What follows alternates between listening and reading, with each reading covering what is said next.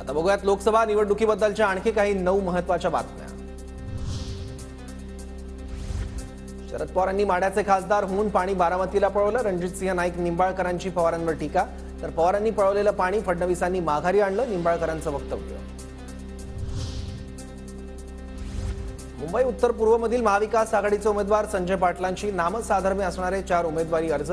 मुंबई उत्तर पूर्वमध्ये संजय दिना पाटील आणि मिहिर कोटेचा यांच्यात थेट लढत होणार। वरळीतील प्रचारात यामिनी जाधवांचा जय महाराष्ट्र वरळीकरचा नारा। यामिनी जाधवांचा आदित्य ठाकरेंच्या हॅलो वरळीकरला उत्तर। इम्तियाज जलील यांनी चंद्रकांत खैरेंना नमाज पढायला न्यायला पाहिजे। संजय शिरसाटांची चंद्रकांत खैरेंवर टीका, तर एका धर्मातून दुसऱ्या धर्मात जाण्याची खैरेंची वाटचाल सुरू झाली आहे असाही लगावला टोला।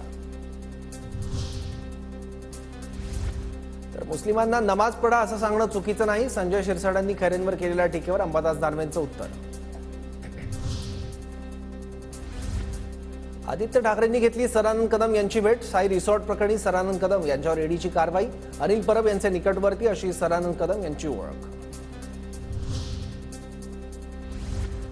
15 आणि 17 मे रोजी पंतप्रधान मोदींची मुंबईत सभा। पंतप्रधान मोदींची 17 तारखेची सभा शिवाजी पार्कवर होणार।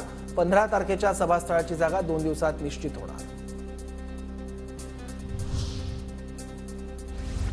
शांतिगिरी महाराजांचा शिवसेनेच्या नावावर भरलेला अर्ज बाद। एबी फॉर्म न जोडल्यामुळे शांतिगिरी महाराजांचा उमेदवारी अर्ज बाद। शांतिगिरी महाराजांनी अपक्ष म्हणून भरलेला अर्ज कायम।